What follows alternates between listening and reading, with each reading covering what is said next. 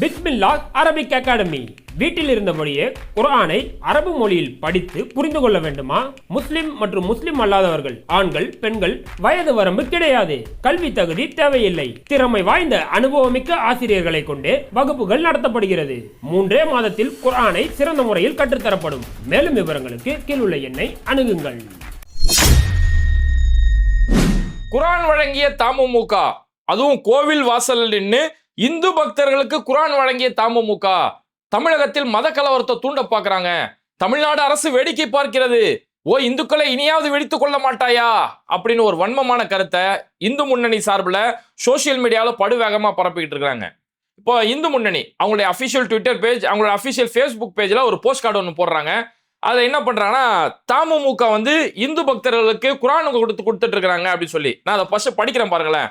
தமிழகத்தில் மத கலவரம் தூண்ட இஸ்லாமிய அமைப்புகள் சதி செய்கிறதா, பொதுமக்கள் அச்சம் அப்படின்ற அதுக்கு தலைப்பு ஒன்று போடுறாங்க. இதுலயுமே இந்த வன்மத்தை பார்க்கணும். தமிழகத்தில் மத கலவரத்தை தூண்ட பாக்குறாங்கன்னு சொல்லிட்டு இந்த சதி செய்கிறதா, பொதுமக்கள் அச்சம் அப்படிங்கிறத கருப்பு சிவப்புல போடுறாங்க. அதாவது திமுகவுடைய கலர்ல போடுறாங்க. இது மூலமா என்ன சொல்ல வராங்கன்னா, இஸ்லாமிய அமைப்புகள் இந்த மாதிரியெல்லாம் செயல்படுறாங்க, இதுக்கு திமுக உடந்தையா இருக்குன்னு சொல்லி திமுகவே அங்க ஞாபகப்படுத்துறாங்களாம். அடுத்த வரி, உலக பிரசித்தி பெற்ற இந்து கோவிலான மதுரை மீனாட்சி அம்மன் ஆலயத்தின் தெற்கு கோபுர வாசலில் அடிப்படைவாத முஸ்லிம் இயக்கமான தமுமுக இந்து பக்தர்களுக்கு குர்ஆன் வழங்கியுள்ளது மிகவும் கண்டிக்கத்தக்கது அப்படின்ற ஒரு போஸ்ட் ஒன்று போடுறாங்க. மதுரை மீனாட்சி அம்மனோட தெற்கு கோபுர வாசலில் நின்று அந்த வாசலில் நின்று அங்கிருந்து வரக்கூடிய இந்து பக்தர்களுக்கு குர்ஆனை இவங்க வம்படியா கொடுத்துக்கிட்டு இருக்காங்க, இது பெரிய கண்டிக்கத்தக்க ஒரு விஷயம், திமுக அரசு வேடிக்கை பார்க்கிறதா அப்படிங்கிற மாதிரியான ஒரு கருத்தை பரப்புறாங்க. இது மூலியமா தமுமுக ஒரு அடிப்படைவாத அமைப்பு, அவங்க மத கலவரத்தை தூண்ட பாக்குறாங்கன்னு சொல்லி ஒரு வன்மமான கருத்தை ஒன்று ஃபாலோ பண்றாங்க. ஃபர்ஸ்ட் இதுல இருக்கக்கூடிய ஒவ்வொன்றும் நம்ம பார்ப்போமே. ஃபர்ஸ்ட் அவங்க என்ன சொல்றாங்கன்னா, தமிழகத்தில் மத கலவரத்தை தூண்ட நினைக்கிறது இஸ்லாமிய அமைப்புகள் அப்படிங்கிறாங்க. மத கலவரத்தை தூண்டுறதை பத்தி யார் பேசுறது பாருங்க. விவேக் ஒரு காமெடியில சொல்லுவாரு, டேய் மாறு வேஷத்துக்கு உண்டான மதிப்பு போச்சுடா அவங்களால அப்படின்னு பாத்திரமா. அந்த மாதிரிதான் இந்த கூட்டம். மத கலவரத்தை தூண்டுறதுக்காகவே ஒரு சித்தாந்தத்தை வச்சிருக்கக்கூடிய ஒரு கூட்டம்.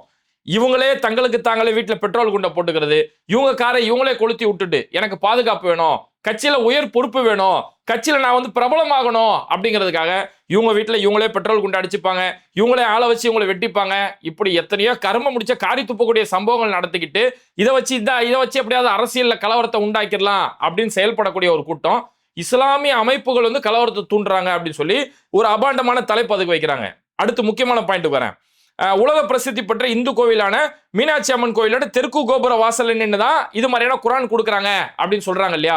இது உண்மைதானா அப்படின்னு சொல்லி போய் பார்த்தோம்னா, அந்த போட்டோ அவங்க எந்த போட்டோவை காட்டுறாங்களோ அந்த போட்டோவை எடுத்து பார்க்கணும்னா, இது அஃபிஷியலா தமுமுக மீடியா அப்படின்னு சொல்லக்கூடிய அவங்களோட அஃபிஷியல் பேஜ்ல அப்லோட் ஆயிருக்குது. அவங்க சாலையில இருந்து போகக்கூடிய மக்களுக்கு குர்ஆனை அன்பளிப்பா வழங்கி இருக்கிறாங்க.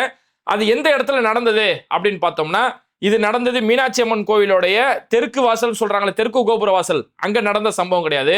இது நடந்தது மதுரையில இருக்கக்கூடிய சின்னக்கடை வீதியில இருக்கக்கூடிய தெற்கு பள்ளிவாசல் சொல்லுவாங்க. அதாவது சவுத் கேட் மஸ்ஜித் அப்படின்னு சொல்லி நீங்க இன்னைக்கு கூகுள் மேப்ல போயிட்டு சவுத் கேட் மஸ்ஜித் சின்னக்கடை வீதின்னு சொல்லி போட்டீங்கன்னா இருக்கும். அந்த சின்னக்கடை வீதி தெற்கு பள்ளிவாசல் அங்க நடந்த சம்பவம். இந்த தெற்கு பள்ளிவாசலுக்கும் மீனாட்சி அம்மனோட தெற்கு கோபுர வாசலுக்கும் கிட்டத்தட்ட 1 கிலோமீட்டர் 1.5 கிலோமீட்டர் டிஸ்டன்ஸ் இருக்கு. இப்போ நீங்க கூகுள் மேப்ல போய் 2 இடத்துக்கு இருக்கக்கூடிய டிஸ்டன்ஸ் பாத்தீங்கன்னாலே 1 கிலோமீட்டர் 1.5 கிலோமீட்டர் டிஸ்டன்ஸ் இருக்கு. அப்ப எங்கேயோ வேற ஒரு இடத்துல இவங்க குர்ஆன் விநியோகம் செஞ்ச ஒரு விஷயத்தை எடுத்து இதை கோவில் வாசல்ல நின்று குர்ஆனை கொடுக்குறாங்க, இந்து பக்தர்களுக்கு கொடுக்குறாங்க, கலவரத்தை தூண்ட பாக்குறாங்கன்னு சொல்லி இந்த இந்து முன்னணி இங்க கலவரத்தை தூண்டுறதுக்கான விதைகளை போட ஆரம்பிக்கிறாங்க. அதுக்கப்புறமா மதுரை காவல்துறை சார்பிலையும் இந்து அறநிலைத்துறை சார்பிலையுமே இங்க கோவில் வாசல் இப்படி ஒரு சம்பவமே நடக்கல, இது மாதிரி குர்ஆனை அன்பளிப்பா கொடுத்த சம்பவம் இங்க நடக்கல, இது நடந்தது சின்ன கடை வீதியில அப்படின்றத போலீஸ் சார்பிலையும் இந்து அறநிலையத்துறை சார்பிலையுமே இதுக்கு ஒரு கிளாரிபிகேஷன் கொடுத்துட்டாங்க.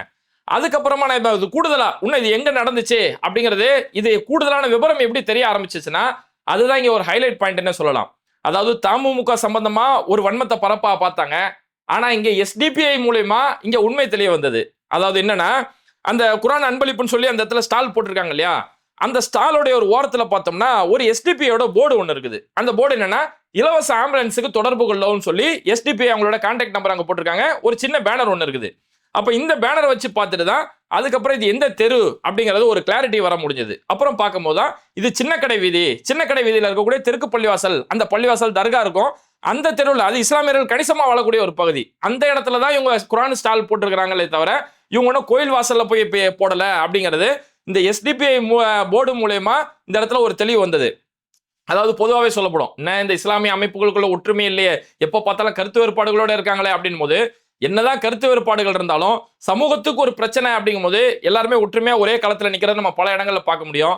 அந்த மாதிரி தான் ஆட விட்டாலும் தன் சதை ஆடும் அப்படிங்கிற மாதிரி இங்க தமுமுக பேர்ல இந்து முன்னணி ஒரு வன்மத்தை பரப்புற நேரத்துல எஸ்டிபிஐயோட ஒரு போர்டு மூலயமா இங்க உண்மை என்ன அப்படிங்கிறது தெரிய வந்தது. சரி, இந்த இடத்துல ஒரு சிலருக்கு ஒரு கேள்வி வரலாம், இதெல்லாம் எதுக்கு தேவையில்லாம பண்ணிட்டு இருக்கணும்? ரோட்ல போற வரவங்கள்ட்ட இலவச குரான் கொடுக்குறீங்களே, இதெல்லாம் தேவையா? உங்க மதத்தை நீங்க உங்களோட வச்சுக்க வேண்டியதுதானே, ஏன் அடுத்தவங்களுக்கு இந்த மாதிரியான அன்பளிப்பாலாம் கொடுக்குறீங்க அப்படின்னு சொல்லி ஒரு சிலருக்கு ஒரு கேள்வி வரலாம்.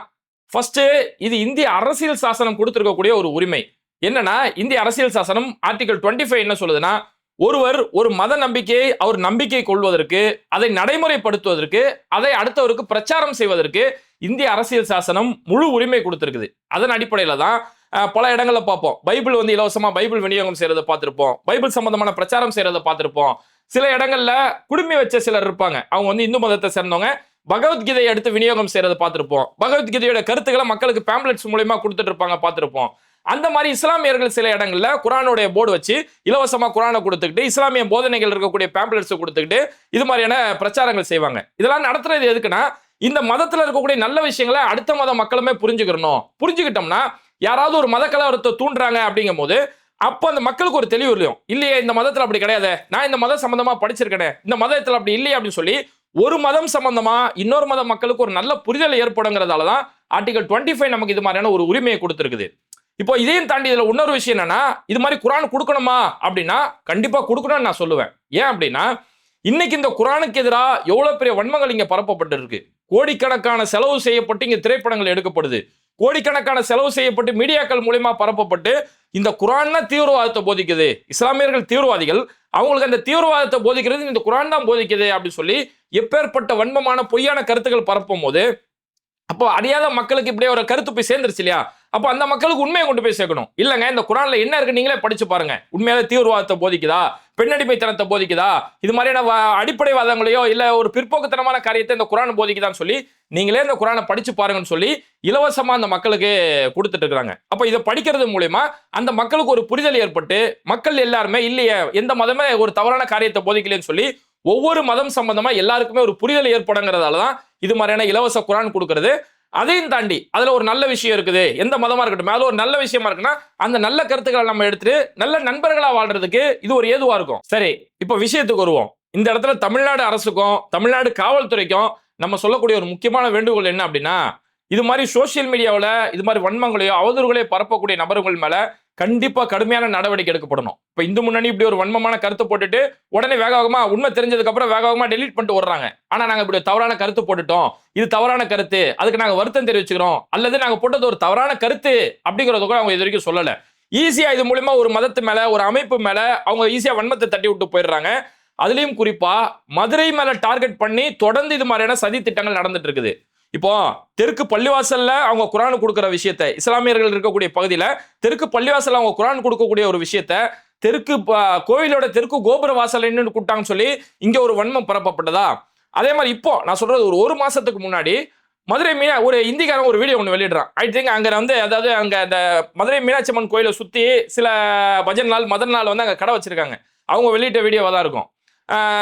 மதுரை மீனாட்சி அம்மன் கோயிலோட கோபுரம் இருக்குது, அந்த கோபுரம் பக்கத்துல ஒரு மொட்டை மாடியில ஆட்டை உரிக்கிறாங்க. ஃபர்ஸ்ட் என்ன பண்ணாங்க, இது மாட்டை உரிக்கிறாங்கன்னு சொல்லி அவதூறு பரப்பலானுங்க. அதுக்கப்புறமா இல்ல ஆடு உரிக்கிறாங்க, பாருங்க கோயில் பக்கத்துல ஆடை உரிக்கிறாங்க மாடை உரிக்கிறாங்க அப்படின்னு சொல்லி இது பாத்தீங்களா இஸ்லாமியர்கள் இப்படி பண்றாங்க அப்படி பண்றாங்கன்னு சொல்லி ஒரு இஸ்லாமியர்கள் மேல அவதூறு பரப்புனாங்க. அதுக்கப்புறம் அதோட உண்மைத்தன்மை என்ன அப்படின்னு போய் பார்த்தோம்னா நம்ம அந்த டைம்ல அது சம்பந்தமா முழுமையான ஒரு வீடியோ கூட போட்டோம். அதோட உண்மைத்தன்மை என்னன்னு பார்த்தோம்னா அங்க ஆடை உரிக்கிறது இந்துக்கள் தான் உரிக்கிறாங்க. அதாவது அந்த குறிப்பிட்ட இடத்துல சிவசாமி அப்படின்னு சொல்லக்கூடிய ஒரு அருள்வாக்கு சொல்லக்கூடிய ஒரு சாமியார் ஒருத்தர் இருக்கிறாரு. அவர் ஒரு பூசாரியா இருந்துகிட்டு இருக்காரு, அருள்வாக்கு சொல்லுவாரு. அந்த பூசாரிக்கு நேர்த்தி கடனுக்காக கொடுக்கப்பட்ட ஆடு, அந்த ஆடு அங்க அறுத்து அதுல சாப்பாடு செஞ்சு ஏழைகளுக்கு அன்னதானம் செய்யறது ஒரு வருஷம் செய்வாரு. அப்படி செய்யப்பட்ட ஒரு ஆடு இதை கொண்டு போய் இது இஸ்லாமியர்கள் பண்றாங்க, இது ஆடு இல்ல மாடு அப்படி சொல்லி இப்போ கொஞ்ச நாளைக்கு முன்னாடி இதே மீனாட்சி அம்மன் கோயில வச்சு ஒரு அவதூறான ஒரு அபாண்டமான கருத்தை பரப்புனாங்க. அதுக்கப்புறம் இப்ப நம்ம எல்லாம் பார்த்தோம் பிரபலமான ஒரு விஷயம், சிக்கந்த தர்கா. அந்த சிக்கந்த தர்கா காலங்காலமா மலைக்கு மேல தர்கா இருக்குது. அங்க போய் அசைவ உணவு சமைச்சு சாப்பிடுவாங்க. அங்க இந்து முஸ்லிம்கள் எல்லாரும் ஒற்றுமையா இருந்து சாப்பிடுவாங்க. அது காலங்காலமா நடக்கக்கூடிய ஒரு நடைமுறை. ஆனா அந்த இடத்துல போயிட்டு இஸ்லாமியர்கள் வந்து இங்க இருந்து ஆடுகளை எடுத்துட்டு போய் பலியிடுறாங்க, மேல போய் மாட்டுக்கறி வச்சு சாப்பிடுறாங்க அப்படி சொல்லி தேவையில்லாத ஒரு பொய்களை பரப்பி வெளியில இருந்து பல சங்கிகளை உள்ள இறக்கி அந்த மதுரையே கொஞ்ச நேரத்துல ஒரு பதட்டமா ஏதோ பிரச்சனை ஆயிருமோ அப்படின்னு சொல்லி பரபரப்பா மாத்தினாங்க. இதெல்லாம் மதுரையை டார்கெட் பண்ணி நடக்குது. எவ்வளோயா போன வாரத்துல என்ன நடந்துச்சு? நம்ம மதுரையோட மதுரை ஆதீனம் என்ன பண்ணாரு, இவர் தப்பான ரூட்ல வண்டியை ஓட்டிட்டு, அதுவும் ஓவர் ஸ்பீட்ல வண்டியை ஓட்டிட்டு ஒரு கார்ல கொண்டு போய் இடிச்சிட்டு அப்புறம் என்ன செஞ்சாரு, என்ன வந்து கொலை பண்ண பாக்குறாங்க. அதுல அந்த கார்ல இருந்தவங்க இஸ்லாமியர்கள் இருந்தாங்க, தொப்பி தாடின்னு சொல்லி ஒரு கேவலமான உடல் மொழியில அந்த ஆதீன ஒரு அபாண்டமான ஒரு கருத்தை பேசினாரு. அப்போ நல்லா பார்க்கணும் என்னன்னா, இந்த மதுரையை சுத்தி, ஏன்னா மதுரை ஒரு மிகச்சிறந்த ஆன்மீக பூமி, அங்க இந்துக்கள் வழிபாடு செய்யக்கூடிய அழகர் சாமி கோயில், மீனாட்சி அம்மன் கோயில்னு சொல்லி எந்த அளவுக்கு இந்துக்கள் அங்க வழிபாடு செய்யக்கூடிய இடமா இருந்தாலும், இஸ்லாமியரோட பல பள்ளிவாசல்கள் தர்காக்கள் இருந்தாலும், கிறிஸ்தவர்களுடைய சர்ச்சு முக்கியமான மீனாட்சி அம்மன் கோயில் ஆப்போசிட்ல பிரபலமான கிறிஸ்தவ சர்ச் இருக்கும். அப்ப எல்லா வழிபாட்டு தலங்களும் எல்லாரோட ஆன்மீக தலமா இருந்தாலும் மக்கள் அவ்வளவு அன்போடு வாழ்ந்துட்டு இருப்பாங்க. இந்த அன்பை கொண்டு போய் நீங்க வடக்குல போய் தேட முடியாது. இப்ப வடக்குல எந்த ஒரு பிரசித்தி பெற்ற எந்த ஒரு கோயிலா இருக்கட்டும், எந்த ஒரு வழிபாட்டு தலமா இருக்கட்டும், அங்க இருக்கக்கூடிய இந்துக்களும் இஸ்லாமியர்களும் இதே மாதிரி ஒற்றுமையா இருக்காங்களா அப்படின்னா அதெல்லாம் அங்க பார்க்கவே முடியாது. ஒரு காய்கறி வியாபாரி கூட இந்து தெருக்கள்ல போய் காய்கறி வியாபாரம் செய்யக்கூடிய ஒரு வியாபாரி, அதே வியாபாரி இஸ்லாமியர்களோட தெருவில் போக மாட்டாரு. இந்த அளவுக்கு ஒரு அச்ச உணர்வோட அவங்களோட ஒரு பகைமை உணர்வோட வடக்குல வாழ்ந்துட்டு இருக்கும்போது, இந்த தமிழ்நாட்டு மண் எவ்வளவு அற்புதமான ஒரு மண், குறிப்பா மதுரை அவ்வளவு அற்புதமான ஒரு பூமி. எல்லாருமே வழிபாட்டுல அவங்கவுங்க வழிபாட்டுல நாங்க சிறப்பா இருப்போம். ஆனா எங்களோட வழிபாடு அடுத்தவங்களுக்கு எந்த ஒரு டிஸ்டர்புமே ஆகாது.